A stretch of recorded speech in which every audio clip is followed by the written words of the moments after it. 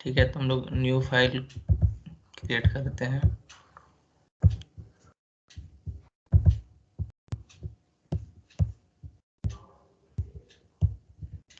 Benzene वाला है तो हम लोग रिंग फ्रेगमेंट को ही चूज कर लेंगे, और चूंकि यहाँ इस विंडो में आ गया तो यहाँ में बस क्लिक करने पे ही आ जाएगा।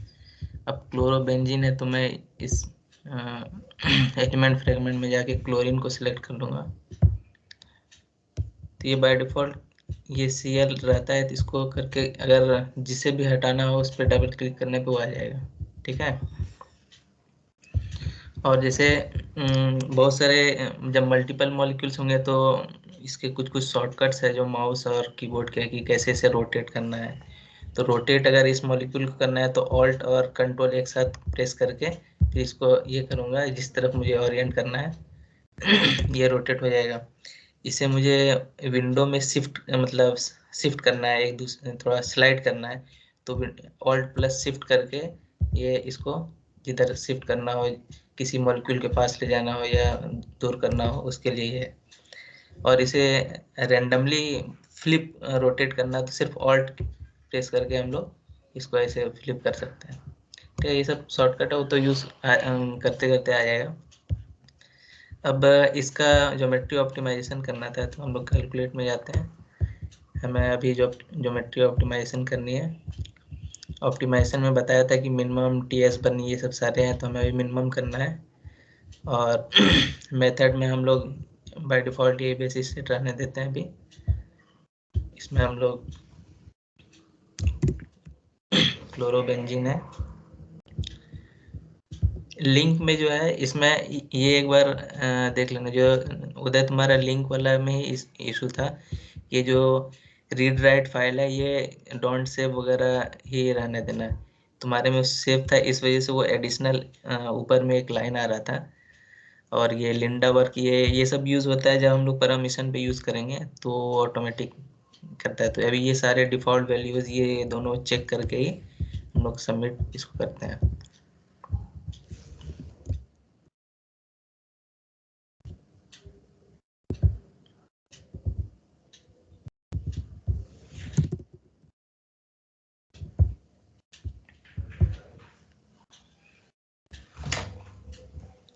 तो ये चूंकि छोटा बेसिस सेट है तो टाइम नहीं लगना चाहिए इसमें।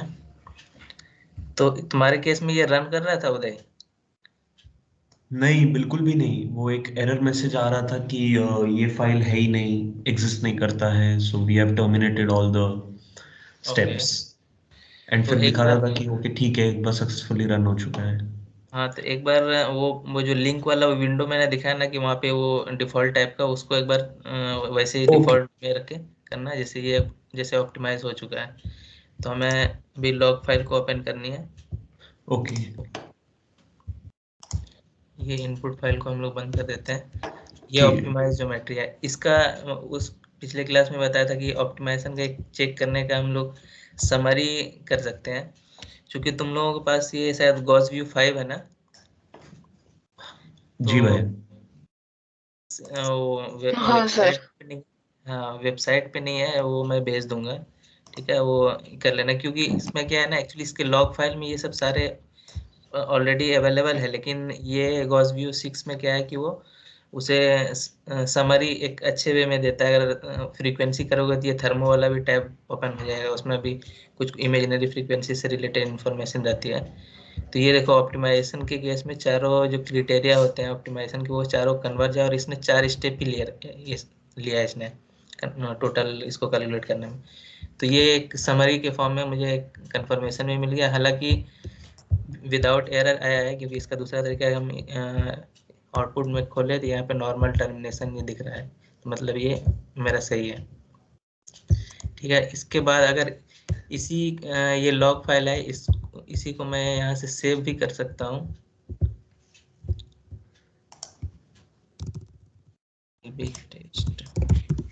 ऑप्टिमाइज्ड फाइल है ये, और फिर इसको दोबारा कैलकुलेट करना होगा। तो ये कैलकुलेट कंट्रोल जी इसका शॉर्ट फॉर्म है, तो यहाँ से भी हम लोग कर सकते हैं। अब इसकी अगर फ्रीक्वेंसी एनालिसिस करनी है तो हम लोग हाँ, अगर ऑप्टिमाइज ऑलरेडी स्ट्रक्चर है तो ऑप्ट फ्रीक्वेंसी हम लोग नहीं करेंगे, क्योंकि वो ऑप्टिमाइजेशन भी करेगा और फ्रीक्वेंसी भी करेगा, तो मैं एक्स्ट्रा टाइम क्यों दूँ? ऑलरेडी ऑप्टिमाइज है तो सिर्फ फ्रीक्वेंसी हमें करनी है, बाकी मेथड वगैरह सारा वही रहने देते हैं।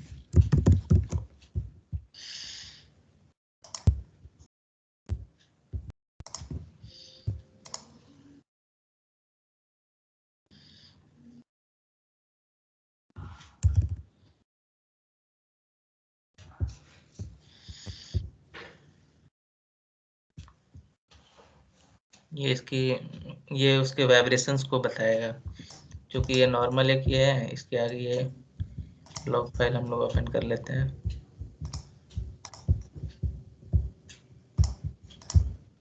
तो ये इनपुट बंद करके, क्योंकि ये फ्रीक्वेंसी एनालिसिस है तो इसके रिजल्ट में जाएंगे तो ये वाइब्रेशन वाला टाइप इसमें दिखेगा कि इसकी क्या फ्रीक्वेंसीज है, तो ये इसकी फ्रीक्वेंसीज है, इसके करस्पॉन्डिंग। यही मुझे अगर टीएस निकालना होता है, इसके करस्पॉन्डिंग हमारा बस ढूंढना होता है कि ये मिनिमम, और ये असेंडिंग ऑर्डर में रहता है, ये घटते हुए फ्रीक्वेंसीज में, तो सॉरी ये बढ़ते हुए फ्रीक्वेंसी में रहता है, तो ये मिनिमम फ्रीक्वेंसी है, तो निगेटिव होगी तो वो सबसे टॉप पे ही रहती है, उसको नीचे ढूंढने की जरूरत नहीं है। तो इसके निगेटिव फ्रीक्वेंसी अगर मिलती तो हम लोग देखते हैं ये ट्रांजिशन, चूंकि ये नॉर्मल है तो ये इसके करस्पॉन्डिंग फ्रीक्वेंसी बता रही है, उसका वाइब्रेशन, ये इस वाइब्रेशन के करस्पॉन्डिंग इसकी फ्रीक्वेंसी है, अलग अलग का ये है। तो हम लोग फ्रीक्वेंसी की टीएस के केस में देखें कि मेरा वो सूटेबल फ्रीक्वेंसी है कि नहीं, क्योंकि कभी कभी क्या होता है कि फ्रीक्वेंसी हमें निगेटिव मिल जाती है लेकिन वो मेरे सिस्टम के लिए नहीं होती है, तो इसका मतलब कुछ फिर से कुछ प्रोसीजर है जो कि हमें फॉलो अप करना होगा, ठीक है, तो उसको भी हम लोग देखेंगे अभी। तो ये फ्रीक्वेंसी एनालिसिस हो गई। इसमें भी समरी में हम लोग देख सकते हैं कि ये सारे बेसिस सेट, इसकी ये एनर्जीज है, एनर्जी अगर कहीं ज़रूरत हो तो यहाँ से डायरेक्ट मिल जाएगा, वरना पूरे लॉग फाइल में वो सर्च करना पड़ेगा, ये समरी में मिल जाता है। ऑप्टिमाइजेशन में भी देख लो ये सारा ऑप्टिमाइज हो गया है।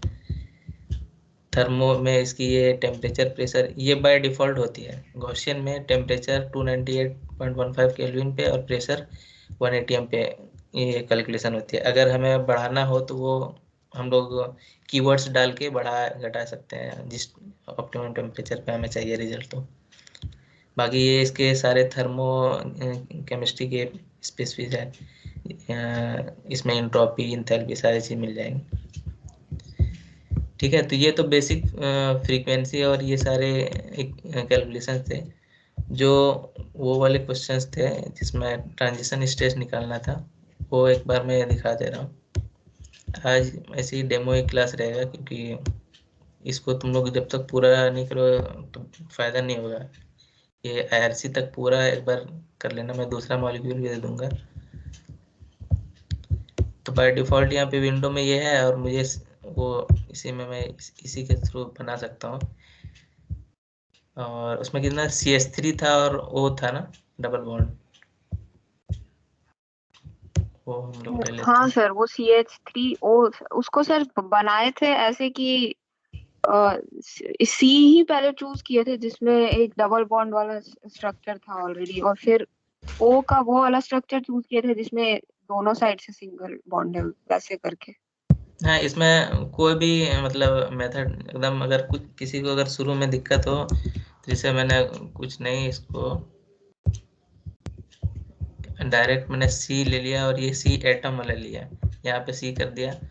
अब हमें हाइड्रोजन चाहिए 3, हाइड्रोजन एटम वाला एक यहाँ ले लिया, एक यहाँ ले लिया, एक यहाँ ले लिया। उसके बाद एक ऑक्सीजन मुझे चाहिए, ऑक्सीजन एटम मैं यहाँ ले लिया। अब मुझे बॉन्ड्स बनाने, तो ये बॉन्ड वाले जो है इस पे मैं क्लिक करके इसके भी सिंगल बॉन्ड होनी है, वो बना दिया।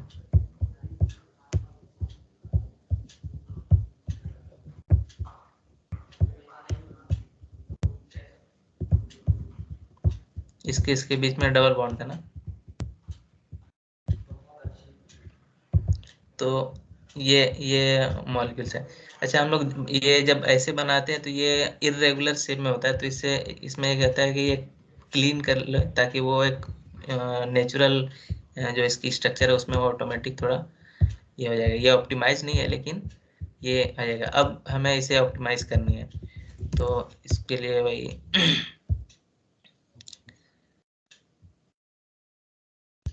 इसमें मैं थोड़ा शॉर्ट में दोनों एक साथ में बता रहा हूँ, ठीक है।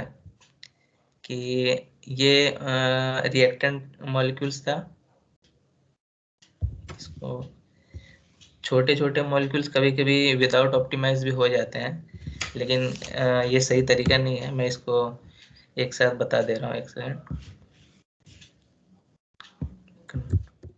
इसको मॉलिक्यूल को मैं शिफ्ट कर ले रहा हूँ, मॉलिक्यूल है ये।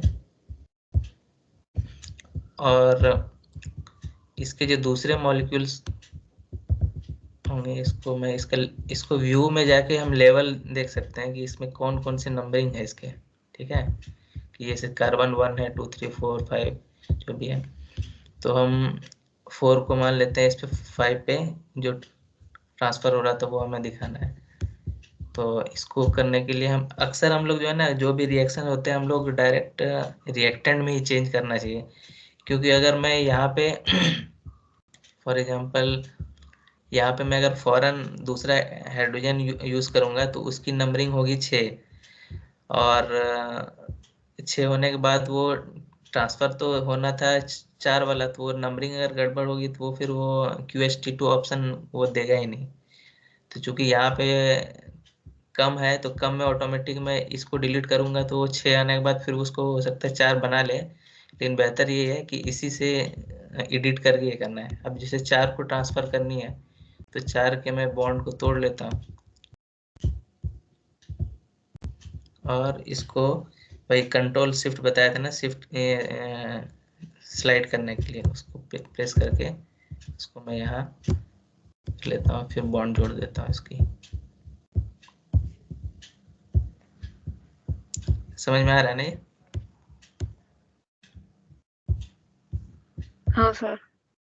ये फिर मैंने क्लीन कर लिया तो वो एक नेचुरल शेप में वो आ गया। तो इसको मैं इस मॉलिक्यूल को मैं दूसरे इसमें सेव कर लेता हूँ, मॉलिक्यूल 2 है।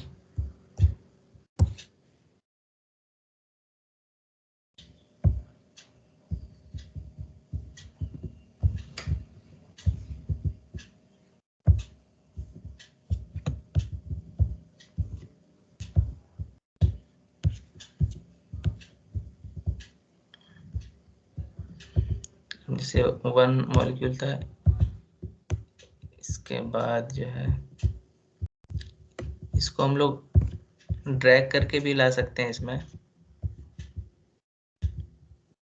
या कॉपी कर सकते हैं।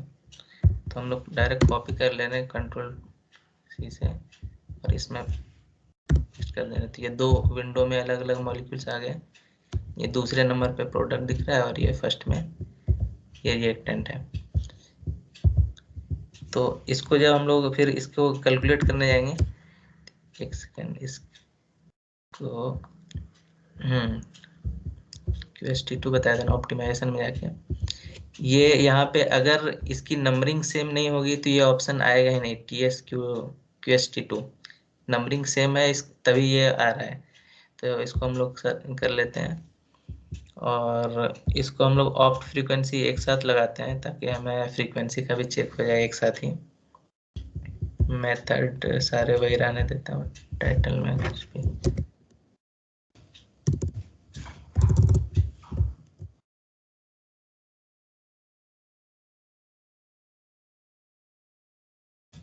लिंक अभी बाय डिफॉल्ट इसे अभी चेंज नहीं करना है।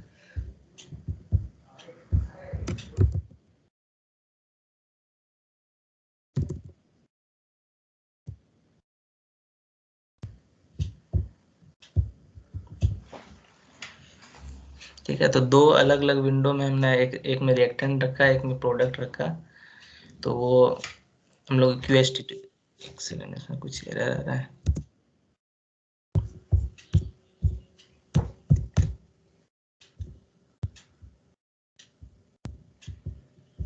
कन्वर्जन फेलियर वही है, ऑप्टिमाइज करके नहीं क्या होता ना। तो हम लोग ऑलरेडी ऑप्टिमाइज वाले मॉलिक्यूल को ही रन कराएंगे, क्योंकि ऐसे बंद करते हैं।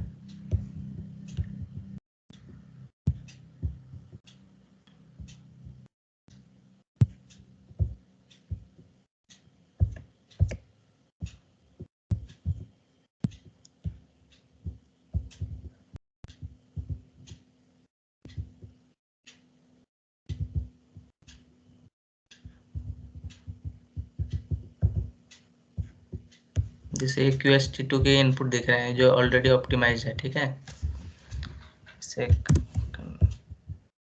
इसे रन करा रहा हूँ।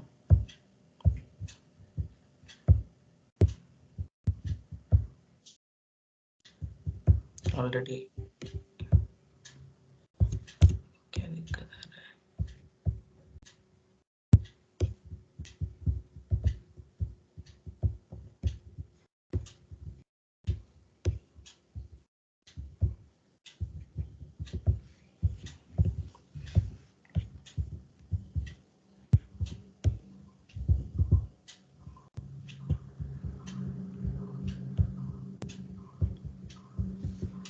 तुमने इसमें क्या कहते हैं, फ्रीक्वेंसी तक निकाला था क्या अनुष्का? नहीं सर, ऑप्टिमाइजेशन तक किए थे दोनों मॉलिक्यूल्स का, उसके बाद ये बचा था QST2 से फ्रीक्वेंसी निकालने का।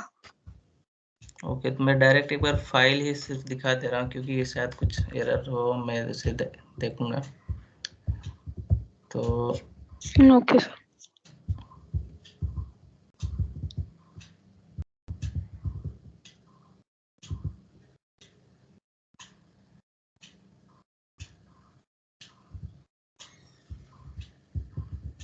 ये TS सर्च के लिए QST2 का ये ऑप्टिमाइज ये था।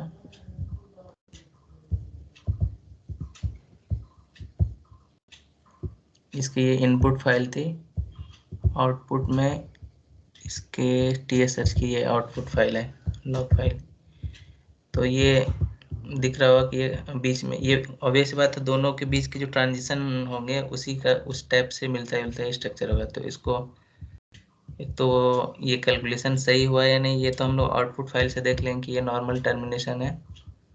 हालांकि आउटपुट फाइल अक्सर अगर गलती होता है तो फाइल ओपन करने के वक्त ही बता देता है कि कुछ लाइन में इसमें एरर है। फिर इसके रिजल्ट्स के सेक्शन में समरी में हम लोग देख सकते हैं कि ये ऑप्टिमाइज्ड ऑलरेडी है।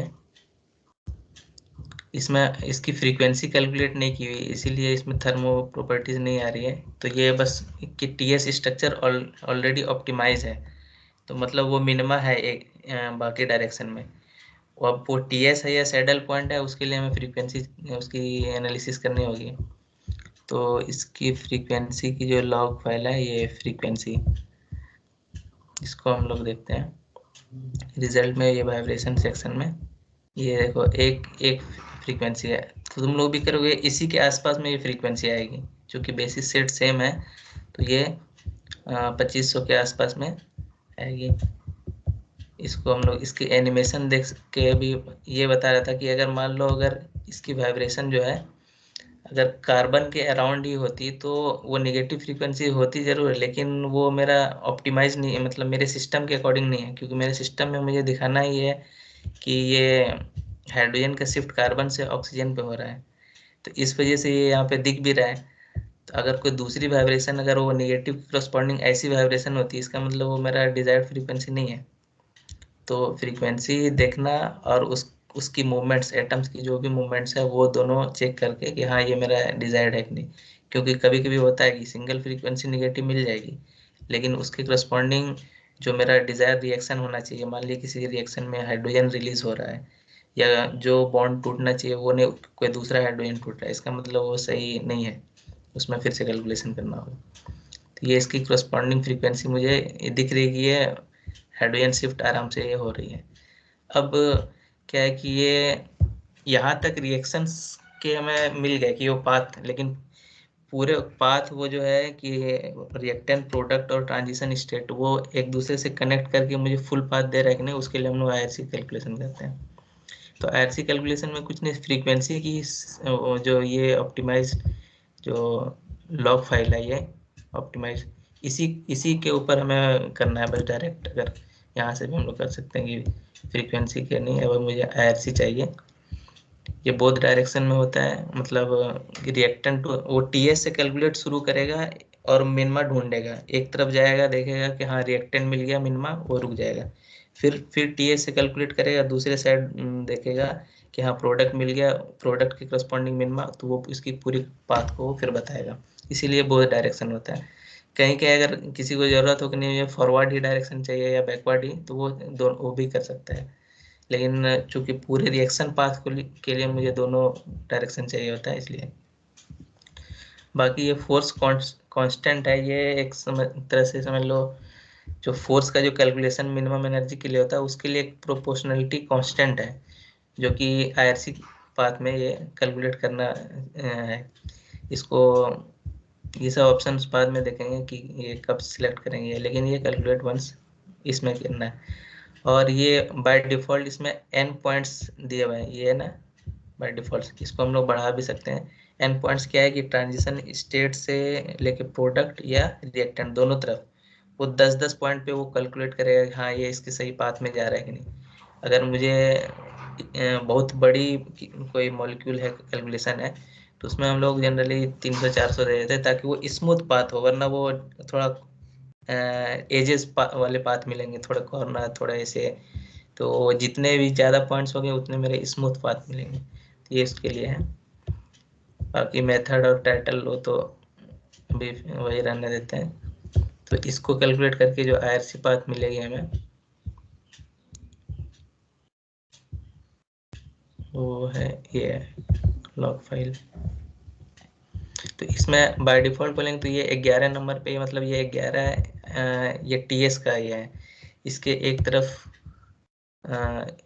रिएक्टेंट होगा, एक तरफ प्रोडक्ट, और ये कोई ज़रूरी नहीं कि ये हमेशा बाएं तरफ रिएक्टेंट हो या बाएं तरफ, वो किसी भी तरीके से हो सकता है। हम लोग को बस एनर्जी के बेसिस पे हम लोग देखते हैं कि ये किस तरफ रिएक्टेंट जा रहा है, किस तरफ प्रोडक्ट जा रहा है। तो ये यहाँ से भी हम लोग देख सकते हैं। इसके टोटल 21 ये कैलकुलेटेड पिच के ज्योमेट्रीज हैं। हमने जो वहाँ पे 10 दिया था इसीलिए कि वो 11 से कैलकुलेट 10 इस तरफ हो रहा है, एक उस तरफ हो रहा है। अगर मुझे ज़्यादा पॉइंट दिया होता तो वो और ये स्मॉल स्मॉल मूवमेंट होते हैं एटम्स के। इसके सारे स्ट्रक्चर एक साथ देखना हो तो इस पर क्लिक कर सकते हैं कि वो 21 अलग अलग स्टेप्स हैं, कैसे कैसे वो क्या है। हालांकि ये इम्पोर्टेंट नहीं है, बस लोग ऐसे देख सकते हैं। अब इसके पाथ को देखने के लिए हम लोग रिजल्ट सेक्शन में जाएंगे तो IRC पाथ का ये ऑटोमेटिक ये हाईलाइट हो चुका होगा। ये इसके पाथ्स हैं, इसमें कि ये मूवमेंट दिखा रहा है। जैसे इस केस में ये है रिएक्टेंट इस नंबर पे यहाँ पे, और ये है प्रोडक्ट।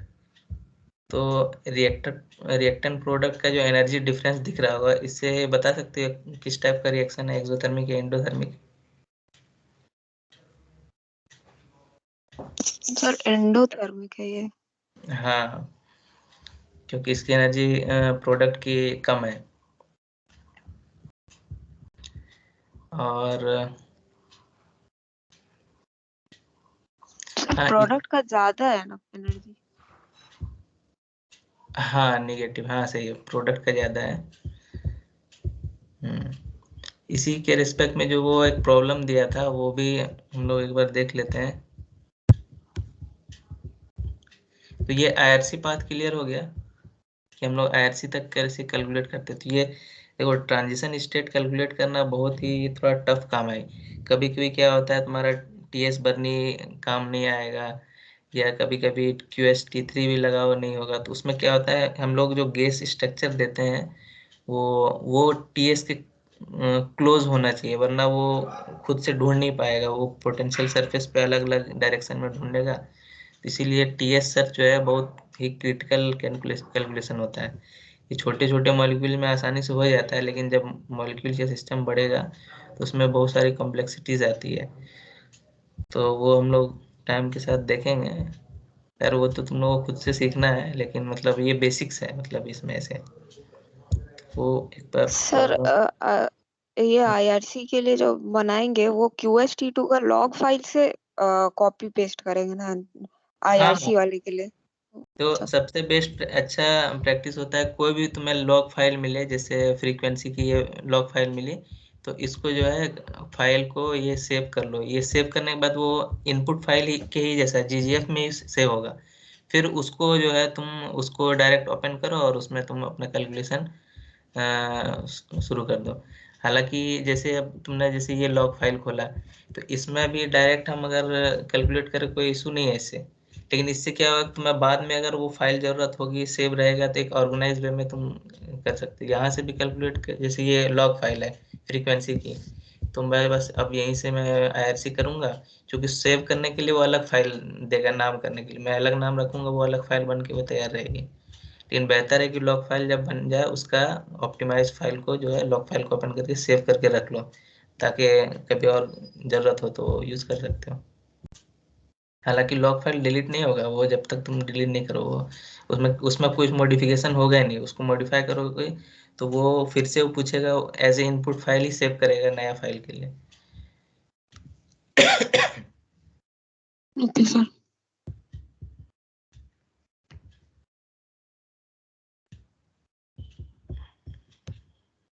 इसमें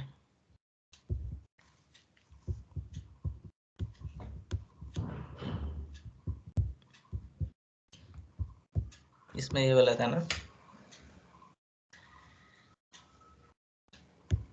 हाँ,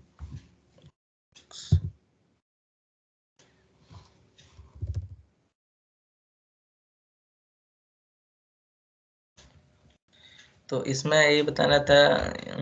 हाँ बताओ, इसमें क्या है, कौन से रिएक्टेंट्स है, कौन से प्रोडक्ट है, कैसे हम लोग इसको आइडेंटिफाई करेंगे। उदय, योर इनपुट।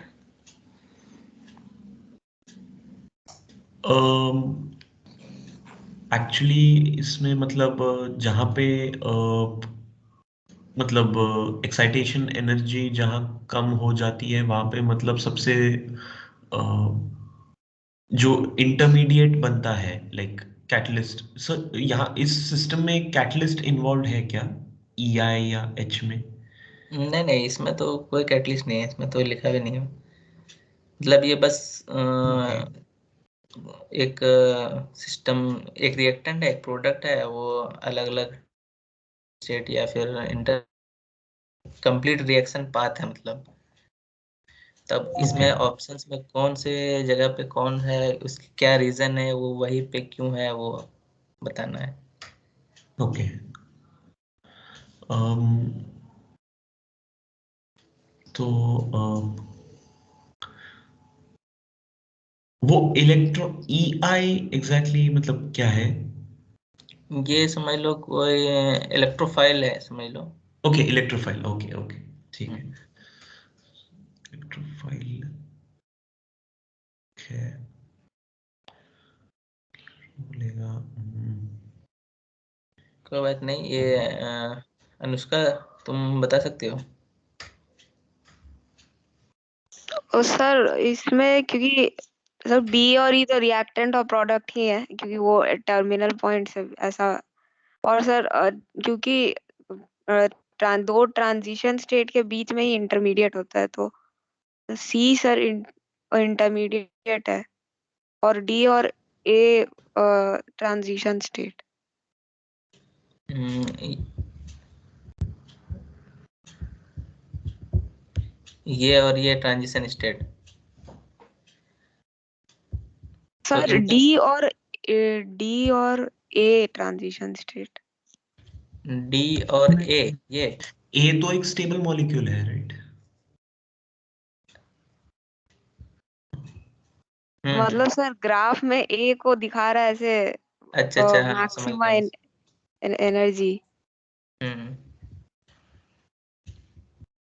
तो और रिएक्टेंट, तो इंटरमीडिएट इसमें से कौन सा है, इस अगर इस पांचों में से option A B C D E sir K। सी होना चाहिए इंटरमीडिएट। ओके, और रिएक्टेंट प्रोडक्ट। रिएक्टेंट बेंजीन होगा और प्रोडक्ट इलेक्ट्रोफाइल बी। हाँ, तो क्यों होगा वो, रीजन बताओ। क्यों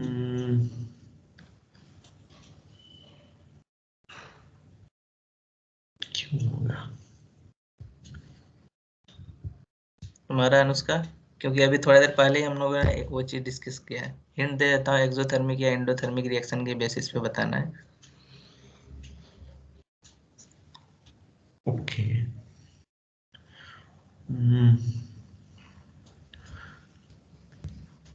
इलेक्ट्रोफाइल।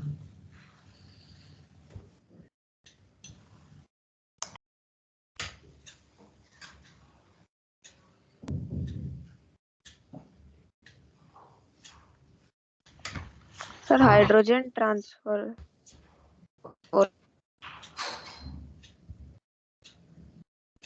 क्या हाइड्रोजन? सर मतलब प्रोटॉन ये हाइड्रोजन ट्रांसफर का। हाँ वो ठीक है। जैसे इसमें चलो मैं बता रहा हूँ थोड़ा कि जैसे अगर मैं रिएक्टेंट प्रोडक्ट, इतना तो पता है इस दोनों में से रिएक्टेंट प्रोडक्ट एक है, ठीक है। अब मैं अगर रिएक्शन इसका जो कर्व है इसको मैं देखूं तो ये यहाँ से रिएक्टेंट से शुरू हुआ, ये प्रोडक्ट है, तो ये एक्सोथर्मिक रिएक्शन है, ठीक है। ठीक है ना। Yes ji. Yes sir, yes sir. Yes. और इसमें बॉन्ड जो है इसके कंपैरिजन में इसमें एक बॉन्ड नया बना है ना। तो बॉन्ड अगर ब्रेक करना होता है तो इंडोथर्मिक होता है। अगर ये ईएल को हटाना होता, अगर ये यहाँ रहता तो ब्रेक करना होता, तो वो इंडोथर्मिक लेकिन होता है। लेकिन ये एक्सोथर्मिक है, इसका मतलब बॉन्ड फॉर्म हुआ है, तो मतलब ये वाला जो है ये प्रोडक्ट में है और ये रिएक्टेंट में है, एक्सोथर्मिक के बेसिस पे, ठीक है। इसमें कुछ डाउट है? Okay sir. भैया एक बार फिर से आप बता सकते देखो बॉन्ड यहाँ पे फॉर्म हुआ है, ए टू बी अगर मैं बात करूँ, हैं? इससे अगर ये है तो बॉन्ड फॉर्म हुआ है ना। तो bond formation is a exothermic process. Bond breaking के लिए हमें एनर्जी चाहिए होती है, वो एंडोथर्मिक प्रोसेस। लेकिन ये रिएक्शन से हमें एक्सोथर्मिक दिख रहा है ना। इसका मतलब ये ए टू बी गया है, ये रिएक्टेंट है यहाँ पे और ये प्रोडक्ट है यहाँ पे, प्रोडक्ट ये है। बॉन्ड बना है, ठीक है। तो अब इसके बाद ये ट्रांजिशन स्टेट्स का है। तो एक जनरल डिफिनेशन है कि ट्रांजिशन स्टेट को हम लोग ऐसे स्क्वायर ब्रैकेट में शो करते हैं, ठीक है। ये एक कन्वेंशनल एक तरीका है। दूसरा क्या है कि इसमें इलेक्ट्रोफाइल अटैच हो रहा है और उसको उसके बदले हाइड्रोजन रिमूव कर रहा है। हालांकि प्रोडक्ट में उसने प्लस एच भी दिखाना था, इसने नहीं दिखाया है। तो अब क्या है कि वो इलेक्ट्रोफाइल ऐड हो रहा है, तो वो प्रोसेस मेरा क्या है कि वो इलेक्ट्रोफाइल अप्रोच करेगा और हाइड्रोजन को वहाँ रिमूव करना होगा। तो इस दोनों में देखो कि यहाँ पे इलेक्ट्रोफाइल लगभग आ चुका है और हाइड्रोजन निकलने वाला है, और यहाँ पे इलेक्ट्रोफाइल अटैच ऑलरेडी मतलब अप्रोच कर रहा है और हाइड्रोजन है, तो ये पहली ट्रांजिशन स्टेट ये होगी। ई वाली होगी। हाँ यहाँ पे, ठीक है। फिर सी होगा। हाँ उसके बाद ये बीच में क्या है कि ये दोनों मतलब रफली एक पासली दोनों के पास बॉन्ड है। हालांकि वो इंटरमीडिएट है, ये स्टेबल नहीं होगी, तो वो तुरंत दूसरे पाथ को फॉलो कर, मतलब पाथ तो वही है, ट्रांजिशन स्टेट की तरफ जाएगी। तो ये होगी कि वो अब हाइड्रोजन रिलीज होने वाला होगा और इलेक्ट्रोफाइल फाइनली उस पर फिट करके वो मतलब सब्स्टिट्यूट हो चुका होगा। तो इसलिए ये वाली, इसलिए ये देखो ये डॉटेड लाइन है, ये सॉलिड लाइन है, इसमें इसका अपोजिट है। तो ये दूसरी ट्रांजिशन स्टेट होगी और ये फाइनली प्रोडक्ट। तो इसमें मेनली ये था कि रिएक्शन कर्व के बेसिस पे डिफाइन करना था कि ये एक्सोथर्मिक रिएक्शन है। इसके बेसिस पे ये दोनों का डिसीजन होगा कि ये कौन रिएक्टेंट है कौन प्रोडक्ट है। और फिर चूंकि जैसा इलेक्ट्रोफाइल का सब्स्टिट्यूट हो रहा है, तो उसके ये प्रोसेस है कि पहले पहले ये होना है, फिर ये दूसरा ये होना है, और इसके बीच का ये इंटरमीडिएट है। तो ठीक है। तो ये सारे हमें ये तो एक रिप्रेजेंटेटिव है, इसे ही हमें कैलकुलेट करना होता है रिएक्शन पाथ में, रिएक्शन मैकेनिज्म बताना हो तो ट्रांजिशन स्टेट यहाँ पे मिलता है, यहाँ पे भी मिलेगा, इंटरमीडिएट भी मिलेगा, वो उसका पहचान पता चल जाएगा कि वो इंटरमीडिएट क्यों है। वो हम लोग जब ऐसा कुछ प्रॉब्लम वैसा आएगा इंटरमीडिएट का, तो हम लोग देखें कि वो इंटरमीडिएट ही क्यों है। उसके एक मेरे पास पेपर भी, वो बाद में मैं भेज दूंगा, जिसमें वो कैलकुलेट किया हुआ है। तो खैर ये तो था रिएक्शन पाथ वाला। इसमें सर ये इंटरमीडिएट का क्यों एनर्जी मतलब कम होता है ट्रांजिशन स्टेट से? क्योंकि सर इंटरमीडिएट तो अनस्टेबल होता है, तो उसका एनर्जी एक्सिस पे तो उसको हाई दिखाना चाहिए डी, और मतलब सर ट्रांजिशन स्टेट्स के कंपैरिजन में।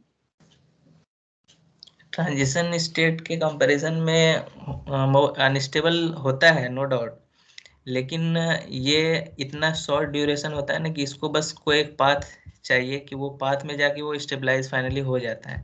ठीक है, ये अनस्टेबल तो इंटरमीडिएट होता है, लेकिन इसकी एक तो ड्यूरेशन इतनी शॉर्ट होती है, और ये बस इसको सफिशिएंट सिर्फ एनर्जी चाहिए, वो ऑटोमेटिक वो पाथ वो अगर नहीं मिला तो वो यहाँ से इधर भी जो रिवर्सिबल, जैसे ये वाले केस का ही करें तो वो रिवर्सिबल वाला केस बन सकता है, अगर वहां तक वो नहीं है तो वो वापस यहाँ पे बना के रह जाएगा। लेकिन वही वही है, उसको अगर पूरा पाथ मिल गया तो वो प्रोडक्ट बना लेगा, नहीं पाथ मिलेगा तो वो क्या कहते हैं वापस रिएक्टेंट पे रुक जाएगा। ठीक है। उतना मतलब सर उतना एनर्जी उसको मिलना चाहिए कि वो हाँ टोटल पाथ कवर कर पाए। हाँ। और जैसे इस वाले केस में है कि जैसे जो एक्टिवेशन एनर्जी बताया था कि एक्टिवेशन एनर्जी मैक्सिमम, जैसे ये भी टीएस है, ये भी टीएस है, लेकिन ये मैक्सिमम एनर्जी है ना। तो एक तो अगर ये उल्टा होता तो एक बात भी होती कि वो यहाँ से जाके इंटरमीडिएट पे रुक जाए, तब वो दूसरा अगर नहीं मिल रहा है तो वो उस बात को फॉलो नहीं करें। लेकिन यहाँ तो शुरू में ही ऑलरेडी इतना मिल चुका है, यही है इसकी एक्टिवेशन एनर्जी, जो कि वो इंटरमीडिएट से बस पास होते हुए हो जाएगा। इसी का जैसे अगर मिरर इमेज रहता तो उसमें था कि वो एक लिटिल बिट स्टेबल इंटरमीडिएट बन सकता था। और इसी वजह से इंटरमीडिएट कभी कभी क्या होता है कि ये अगर तुम्हें एनर्जी तो मिल गया, अगर इसके सराउंडिंग में कुछ वैसे मॉलिक्यूल्स है जिससे वो शॉर्ट टर्म या कोई प्रोडक्ट बना सकता है, जो वो जो हम लोग को बाय प्रोडक्ट्स या अनवांटेड प्रोडक्ट जो सिस्टम में मिलता है वो इंटरमीडिएट्स की वजह से है, कि वो उसको बस एक कोई भी पाथ चाहिए जिससे वो स्टेबलाइज उसकी, इसीलिए इसकी ड्यूरेशन बहुत शॉर्ट होती है। ठीक है। Okay sir. इसमें जो टीएस वाला में ये प्रॉब्लम मेनली दिया था, तो इसको एक बार तुम लोग मतलब ट्राई करना ट्रांजिशन स्टेट के लिए, कि ये ओ एच माइनस में अलग से ऑप्टिमाइज करना होगा, फिर C H three B R अलग से करना होगा। अब कलेक्टिवली इसको एक साथ विंडो में रख के ऑप्टिमाइज करना होगा। एक सेकंड, एक चीज और मैं दिखाता हूँ इसमें गॉसियन से।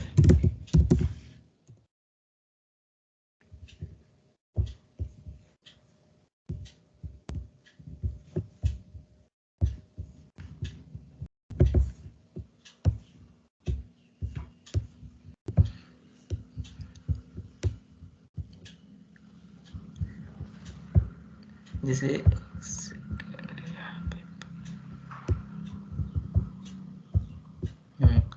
जैसे अगर एक कोई भी हमने कॉपीड मॉलिक्यूल रखा हुआ है, तो अब मुझे इसमें विंडो करना, अगर मैं इस पर डायरेक्ट यहाँ पे सिलेक्ट करके कंट्रोल वी करूँ तो ये अलग अलग विंडोज में होगा, जो कि हमें QST2 या QST3 कैलकुलेशन में यूजफुल होता है। लेकिन मुझे अगर यही दो रिएक्टेंट एक ही विंडो में ऑप्टिमाइज करनी, जैसे इस केस में बताया कि OH माइनस को अलग ऑप्टिमाइज करना और CH3Br को, तो उसको हम लोग जो है इसको ये इस विंडो में, तो इसको हम लोग डायरेक्ट एडिट में जाके पेस्ट में, ये अगर ये करेंगे तो अलग विंडो बनेगा, रिप्लेस करेंगे तो रिप्लेस आ जाएगा, अपेंड मॉलिक्यूल्स करेंगे कंट्रोल शिफ्ट भी, तो ये आ गया एक ही विंडो में। अब मुझे इसकी डिस्टेंस को मेंटेन करना है, तो वो हम लोग शिफ्ट ऑल्ट से जो है हम लोग जैसा जैसा डिस्टेंस जितने दूरी पे रखना है आसपास, मतलब एक फिजिबल, ये नहीं कि हम 10 एंगस्ट्रॉम के बीच की दूरी रख दिए हैं, मतलब फिजिबल जो कि सिस्टम में होता है, उसको हम लोग रखने के बाद फिर हम लोग इसको कलेक्टिवली इसको हमने ऑप्टिमाइज करनी है, वही सारा मेथड वगैरह है। तो ये जो प्रॉब्लम है इसमें जो था